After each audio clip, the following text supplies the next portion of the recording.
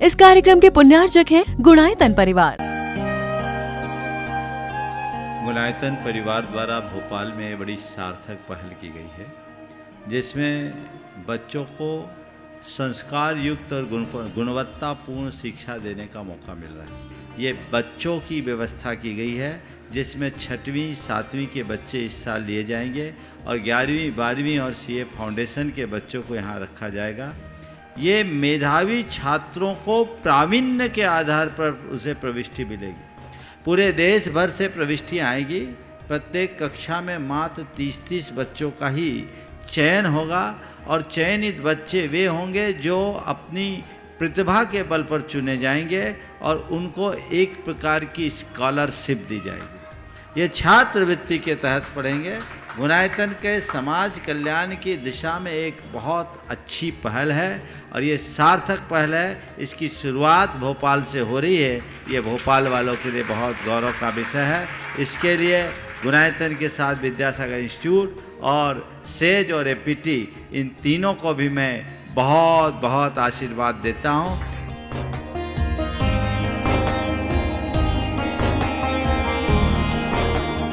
एक आदर्श और व्यवस्थित दिनचर्या का लक्ष्य प्राप्ति में बहुत बड़ा योगदान होता है।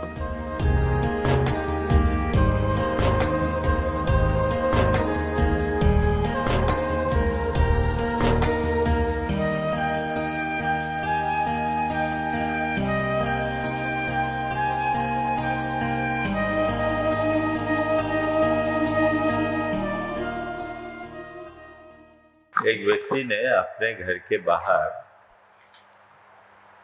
बबूल का पेड़ लगाया और रात दिन वह उसकी सेवा में लगा रहा। किसी ने उससे पूछा कि आखिर इस पेड़ में ऐसा क्या आकर्षण है जो कटीली फलियों को उत्पन्न करने वाले बबूल को तुम इतनी ज्यादा शिद्दत से समर्पित होकर सेवा कर रहे हो? उसने कहा, तुम्हें क्या पता, थोड़े दिन रुको, देखना इसमें आम के मीठे फल लगेंगे। सामने वाला जोर से हंसा और कहा, ये कभी संभव है कि बबूल के पेड़ में आम के फल लगे? तुम्हें पता है, जैसा बोओगे वैसा पाओगे। एक बहुत पुरानी उक्ति है, जैसी करनी वैसी भरनी। As you sow shall you reap. कर्म सिद्धांत की मूल अवधारणा का आधार यही है। सामान्य रूप से हम लोग कहते हैं कि हर मनुष्य अपनी करनी का फल प्राप्त करता है और जैसा करता है वैसा फल प्राप्त करता है। जैन दर्शन में इस संदर्भ में बहुत ही सूक्ष्म और गंभीर विश्लेषण है। जैन दर्शन के अनुसार कर्म एक स्वतंत्र सत्ताभूत पदार्थ है। ये एक ऐसा सूक्ष्म कण है जो हमारी आत्मा से चिपककर हमारे जीवन को नियंत्रित और संचालित करता है। हमें हमारी चेतना को परतंत्र बनाकर हमें सुख दुख प्रदान करता है और इस पूरे के पूरे कर्म सिद्धांत का एक विज्ञान है। उस विज्ञान के तहत कर्म हमारी आत्मा से जुड़ता है, समय पाकर पकता है और अपना फल देकर आत्मा से विलग हो जाता है। पहले हम इस प्रक्रिया को समझे, फिर भावना योग से इसके निवारण के उपाय को भी समझेंगे। एक बार मुझसे किसी ने कहा कि महाराज जी, आपने कहा कि जैसी भावना भाएंगे वैसा जीवन होगा, तो कर्म सिद्धांत कहाँ रहेगा? सब कुछ भावना भाने से ही हो जाएगा। मैंने कहा यही कर्म सिद्धांत है। हम पहले भाव को समझे तो कर्म सिद्धांत को समझने में बहुत सहूलियत हो जाएगी। भाव क्या है?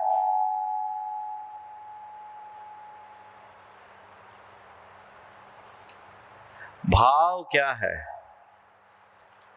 प्रायः हम लोग भाव को मनोगत विचार या इमोशन से जोड़ देते हैं, लेकिन नहीं।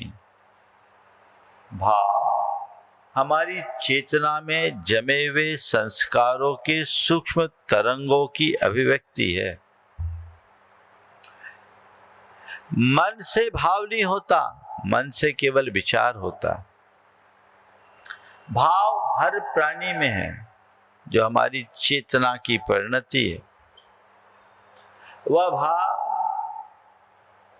हम में भी है, पशु पक्षियों में भी है, कीड़े मकोड़ों में भी है और पेड़ पौधों में भी है। मनुष्य के पास जो भाव है वह विचार से अनुप्रेरित दिखते हैं, लेकिन अन्य प्राणी जो विचार शून्य हैं, उनके अंदर विचारों के अभाव में भी भाव दिखता है। ये भाव क्या है? ये है हमारी प्रवृत्ति, ये है हमारी एक्टिविटीज, जो मन से भी होती है, वचनों से भी होती है और शरीर के स्तर पर भी होती है। जो मन संपन्न है उसकी प्रवृत्तियां मन, वचन, शरीर तीनों के ऊपर आधारित होती है। जिसके पास मन नहीं है उसकी प्रवृत्ति वचन और शरीर से संबद्ध होती है, और जिसके पास वचन भी नहीं है उसकी प्रवृत्ति होती है और वह केवल शरीर के स्तर की होती है। इस आधार पर हम कहें तो हमारे भावों का 3 स्तर है। शारीरिक स्तर का भाव, वाचिक स्तर का भाव और मानसिक स्तर का भाव। शारीरिक स्तर का भाव जो हमारी प्रवृत्तियां हैं, शरीर के स्तर की, ये सब शरीर के स्तर का भाव है।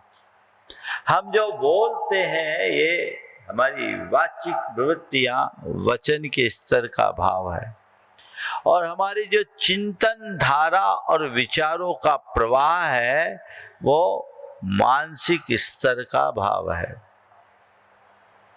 इस भाव के प्रभाव से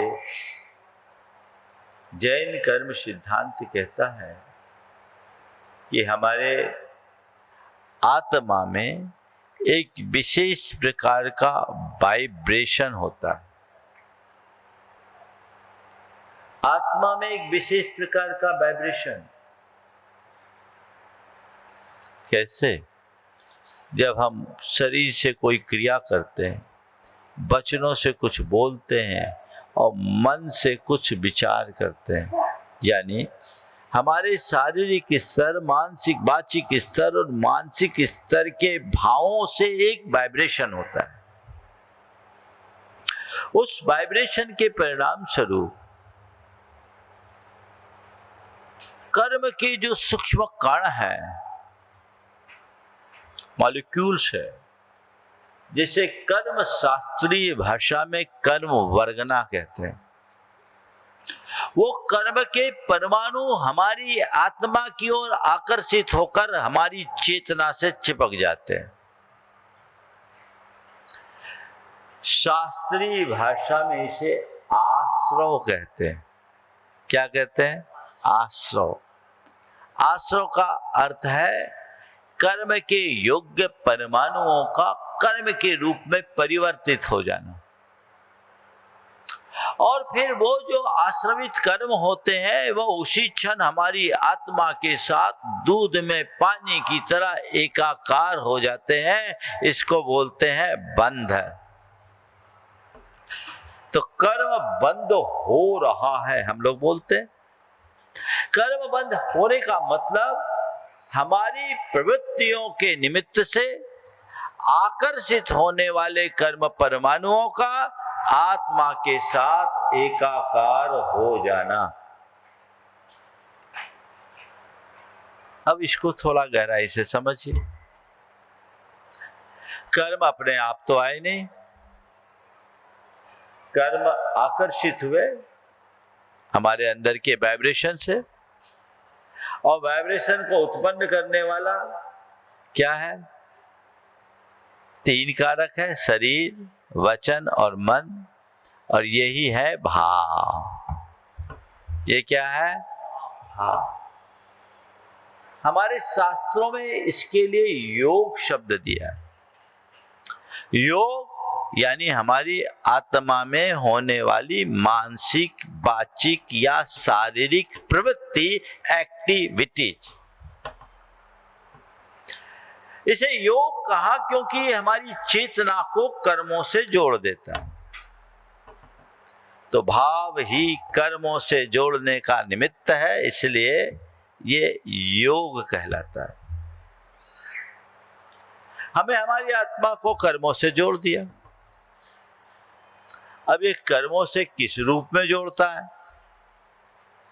तो कर्म शास्त्र कहता है हमारी जैसी प्रवृत्ति होती है वैसे कर्म के संस्कार जुड़ते हैं। यदि हम इसे भावना योग के संदर्भ में देखें तो हम कह सकते हैं हमारे जैसे भाव होते हैं वैसे कर्म जुड़ते हैं। भाव शुभ होने से शुभ कर्म बनते हैं, शुभ कर्म का आश्रय होता है। अशुभ होने से अशुभ कर्म बनते हैं, अशुभ कर्म का आश्रय होता है। यानी हमारे कर्मों के बंधन का कारण भाव है। इसलिए कहते हैं भावेन होई बंधो, बंध भाव से होता है। चलो बंध तो हो गया महाराज जी, समझ में आ गया। मुक्ति तो भावेन होई मोक्षम च, भाव से ही बंधन और भाव से ही मोक्ष। समझिए बंधन क्या है और मोक्ष क्या है, एक उदाहरण से आपको बताता हूं। जैसे हम किसी व्यक्ति ने, मान लीजिए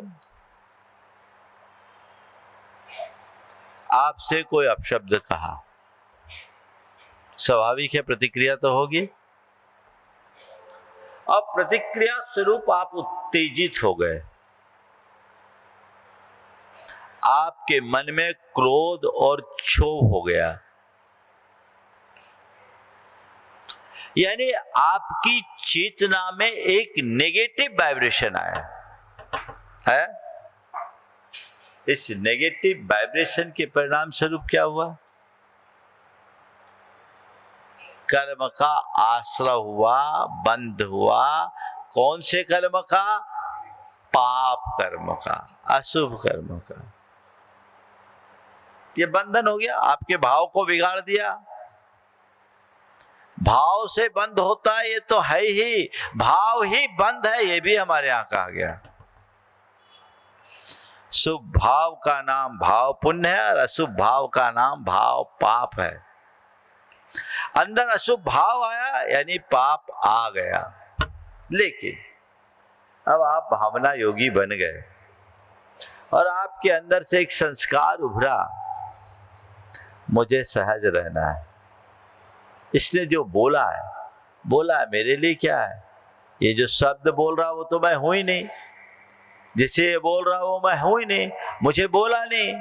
तो जब मुझे बोला नहीं तो मैं इससे ज्यादा प्रभावित क्यों हूं? आपने अपने मन को तटस्थ बना लिया, समता में रखा। अब क्या हो गया?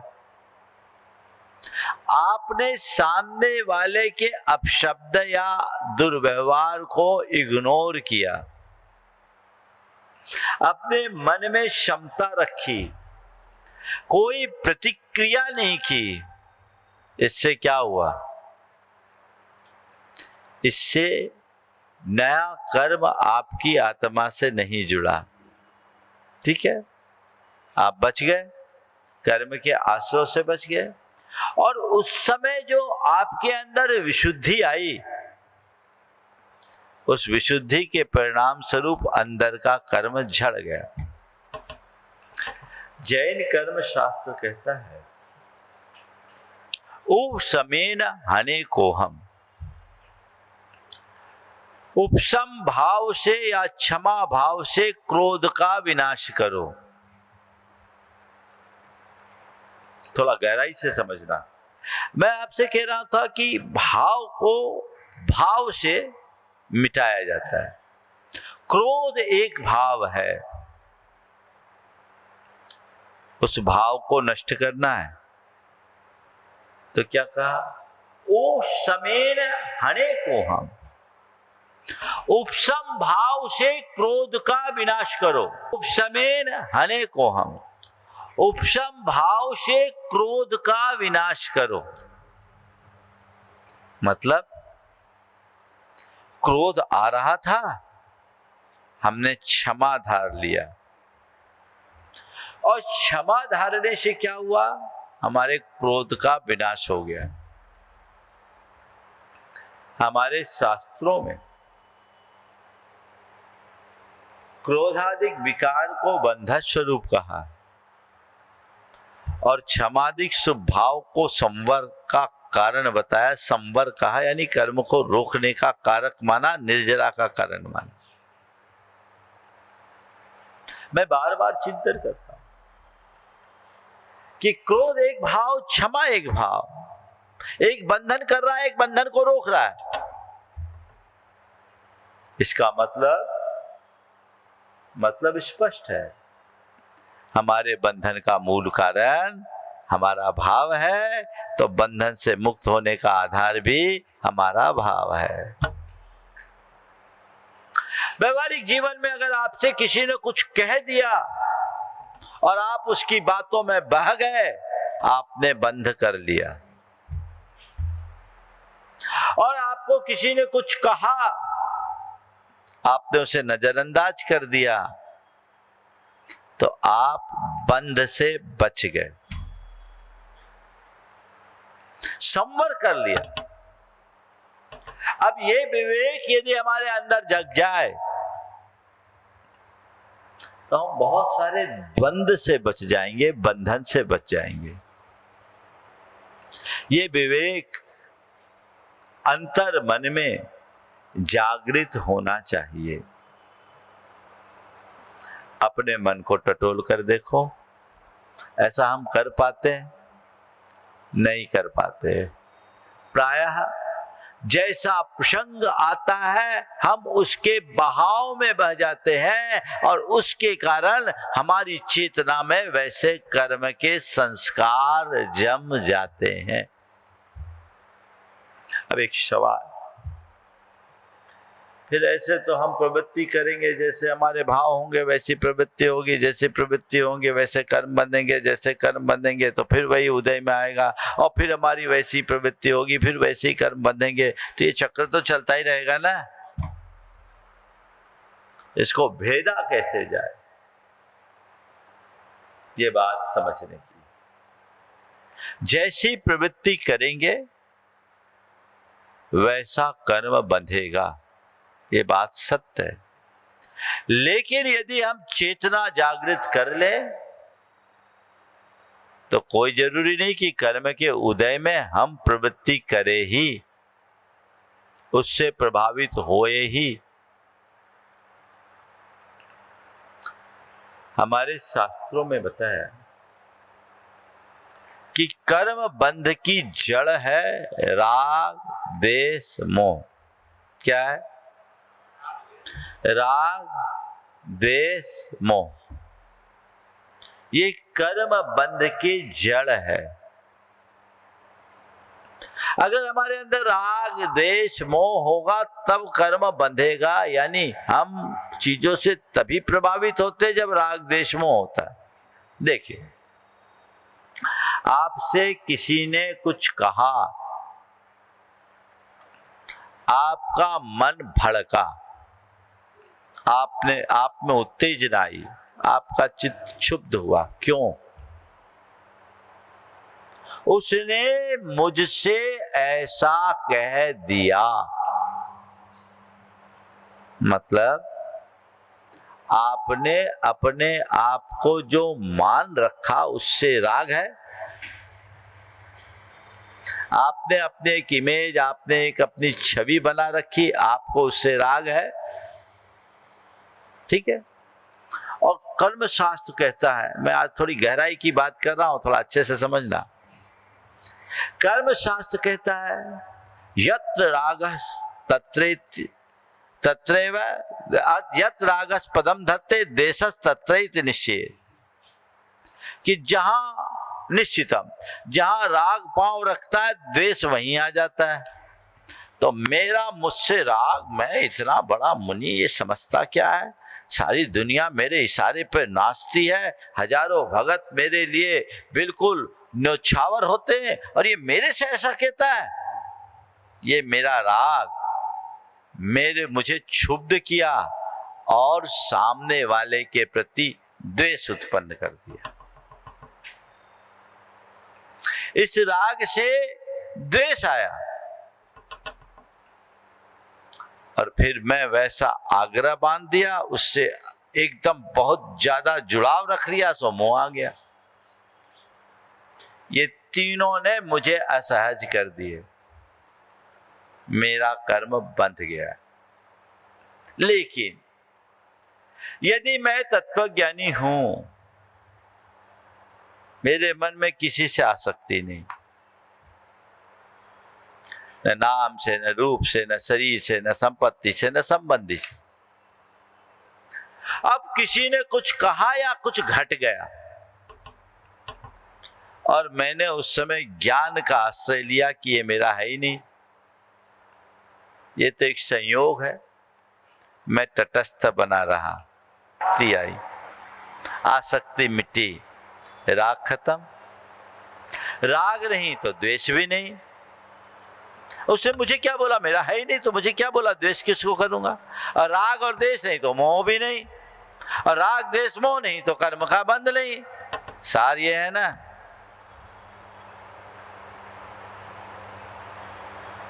वर्णी जी कहा करते थे, गणेश प्रसाद जी वर्णी, छोड़ने के लिए 3 चीजें हैं, पाने के लिए 3 लोग।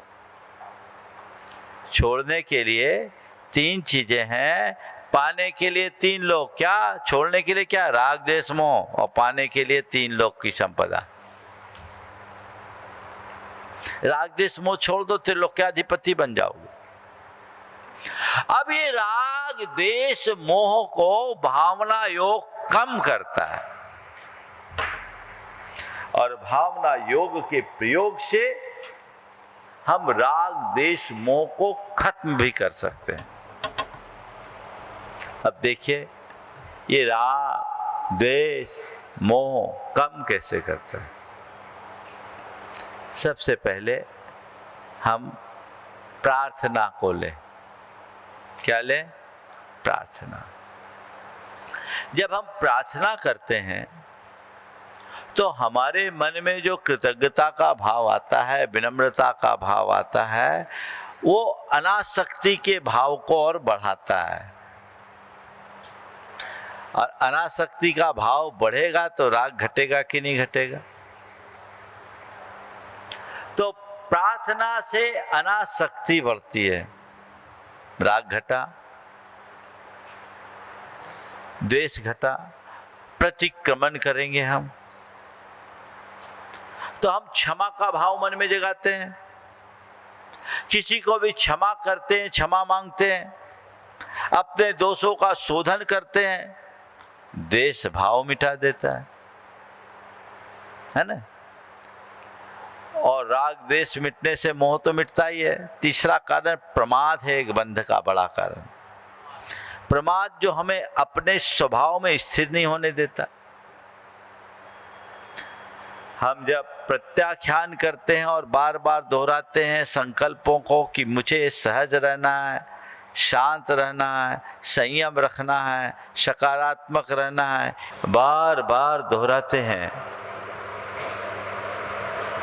तो हमारे अंदर वैसे संस्कार जगते हैं जो हमें तटस्थ रखते हैं।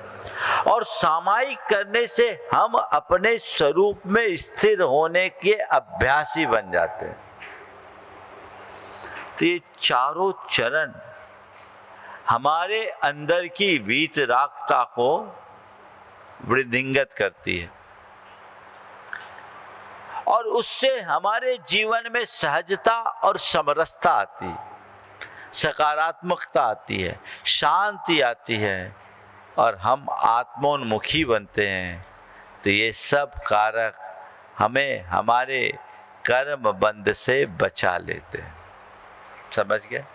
अब थोड़ा सा ये पूरा सिद्धांत बताया मोक्ष तक जाने का। कर्म झड़ते हैं इनसे और मोक्ष को भी प्राप्त कर सकते हैं। भावना योग की गहराई में जब जाते हैं तो शुद्धात्मा की भावना प्रमुख है, और जब हम शुद्धात्मा की भावना में गहरे उतर जाते हैं तो बाकी सब चीजें हमारे लिए विभाव लगने लगते हैं, वैभाविक लगने लगते हैं। तो उनके प्रति हमारा सारा आकर्षण खत्म हो जाता है। वो आकर्षण समाप्त होते ही जीवन की धारा बदल जाती है। मैं उधर अब नहीं जा रहा हूं, पर ये सब चीजें होती है। इनके साथ हम थोड़ा सा विज्ञान को देखें। न्यूरोसाइंस और साइकोलॉजी दोनों को ध्यान में हम रखें। न्यूरोसाइंस के संदर्भ में हमने जब बात की थी तो ये बात कही थी कि हम जैसी भावना भाते हैं बार बार, वैसा न्यूरल पाथवे बन जाता है। क्या बनता है? न्यूरल पाथवे बनता है। अब न्यूरल पाथवे बन गया तो वैसी धारा बन गई। एक बात मनोविज्ञान कहता है हम जैसा देखते हैं, सोचते हैं, महसूस करते हैं, वैसे संस्कार हमारे अवचेतन मन में पड़ जाते हैं, जम जाते हैं। तो ये क्या है? ये संस्कारों की चेतना में बनने वाली, पड़ने वाली छाप है, प्रिंट है, इमेज बन गई। चाहे वो मस्तिष्क की संरचना से हो या अवचेतन मन से। हम जैसा देखते, सोचते, महसूस करते, वैसे संस्कार बन गए। कर्मशास्त्र की भाषा में हम कहें कि हम जैसा देखते हैं, सोचते हैं, महसूस करते हैं, बोलते हैं, व्यवहार करते हैं, वैसे कर्म बंध गए। अवचेतन मन में बातें फीड हुई और कर्म बंधे। शब्दों का ही तो अंतर है, भाषा का अंतर है। कर्म सिद्धांत की भाषा अलग है और मनोविज्ञान की भाषा अलग है, तंत्र का विज्ञान की भाषा अलग है। न्यूरोसाइंस उसे न्यूरल पाथवे के रूप में कहता है और ये उसको वैसे सबकॉन्शियस माइंड में जमने वाले संस्कारों के रूप में कहता है। मनोविज्ञान के पंडित ये कहते हैं कि तुम जो पाना चाहते हो, जैसा होना चाहते हो, बार बार वैसे भावना भाव, वैसी भावना भाने से तुम्हारे सबकॉन्शियस माइंड में वो बातें बैठ जाएगी और बैठ जाने के बाद वह कॉन्शियस माइंड में वैसे ही साकार हो जाएगी। नई बात बैठेगी, पुरानी बातें मिटेगी। हमारा भावना योग का सिद्धांत, भावना योग की साधना कहती है कि इसे तुम आध्यात्मिक दृष्टि से अपनाओ। अब विकारों की तरफ अभी तुम बहते थे, अब स्वभाव की ओर रमो। विकारों से स्वभाव की ओर मुड़ना शुरू करो। अपने विकारों का शमन करो, स्वभाव को जागृत करो। क्रोध का भाव था, उसे मिटाना है। क्षमा के भाव को जगाना शुरू कर दो। क्षमा की भावना भाने लगो, मुझे क्षमा रखना है, मुझे क्षमाशील बनना है, मुझे शांत रहना है, मुझे शांत रहना है, मुझे शांत रहना है, मुझे शांत रहना है, मुझे शांत रहना है। तो बार बार जब ऐसी भावना भाओगे, तुम्हारे सबकॉन्शियस माइंड में ये बात बैठ जाएगी। तो जब भी कोई क्रोध का कारण उपस्थित होगा, अंदर से सबकॉन्शियस माइंड तुम्हें सावचेत कर देगा। वो कहेगा मुझे शांत रहना है। और हम न्यूरोसाइंस के हिसाब से कहें तो हमारे प्रीफ्रंटल कॉर्टेक्स के माध्यम से हमें ये संदेश मिलेगा, एक नया न्यूरल पाथवे बन गया, शांत रहना है, शांत रहना है, शांत रहना है। हाँ? बाकी तो माइंड वैसे ही काम करेगा। आज सुबह स्वाध्याय कर रहा था, रोज हम लोग पाठ करते हैं, उसमें एक श्लोक की बात आई तो श्लोक जल्दी किसी के जल्दी से पूरा आया नहीं। हमने एक चरण बोला, इसको पूरा बोलो, तो पूरा श्लोक पढ़ेंगे, पूरा स्तुति पढ़ेंगे तब आएगा। हमने कहा इसलिए क्योंकि आदत बन गई, न्यूरल पाथवे। क्लिक करो तब आएगा दीपस्तमा पुद्गल भावतोस्ति, नैवा सतो जन्म सतो न नासो दीपस्तमा पुद्गल भावतोस्ति। तो वो क्लिक कब होगा? जैसा पाथवे आपका बन गया वही निकलेगा।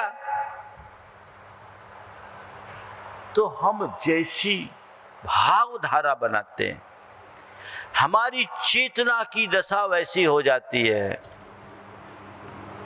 तो भावना योग साधना एक नया न्यूरल पाथवे बना देती।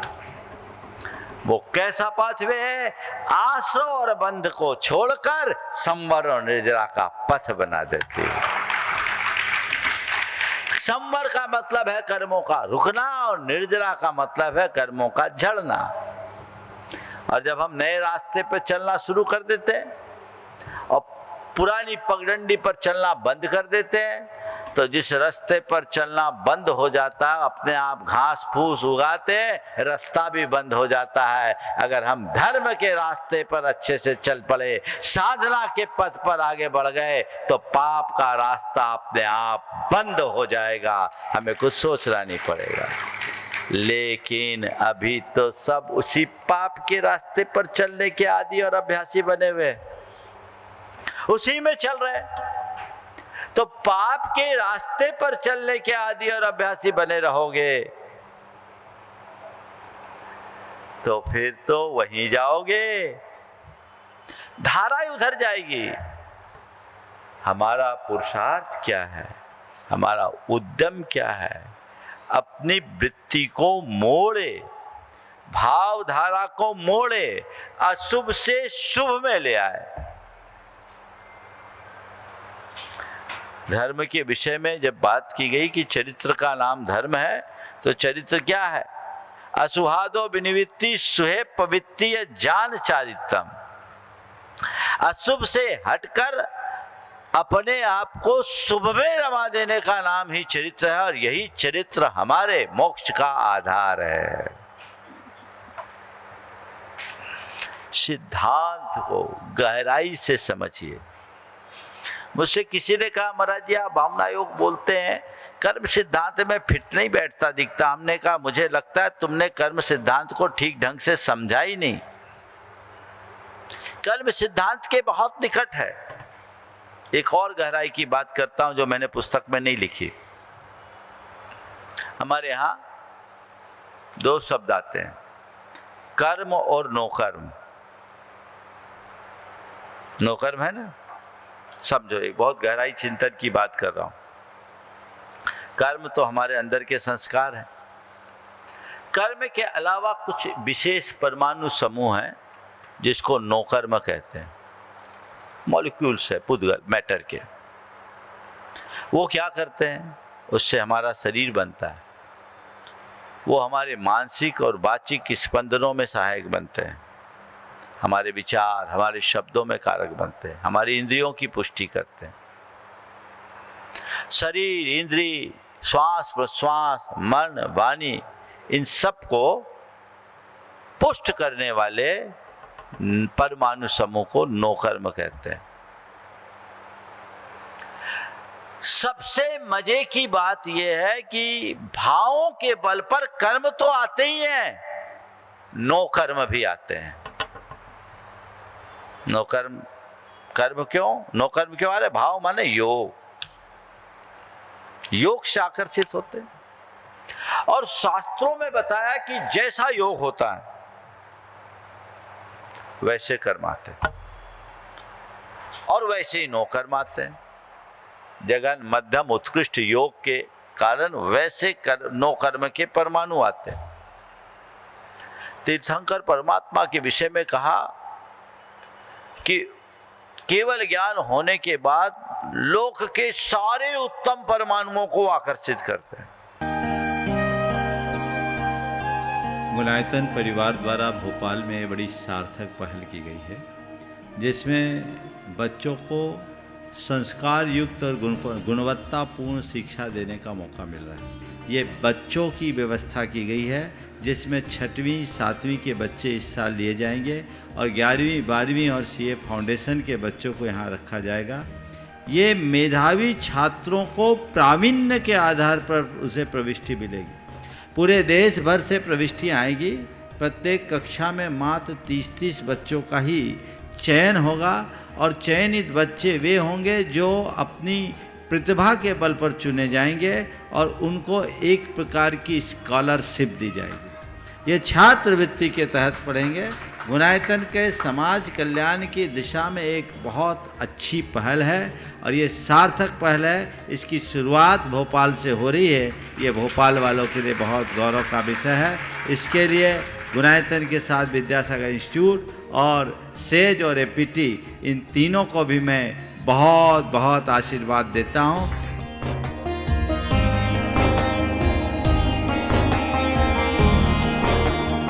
एक आदर्श और व्यवस्थित दिनचर्या का लक्ष्य प्राप्ति में बहुत बड़ा योगदान होता है।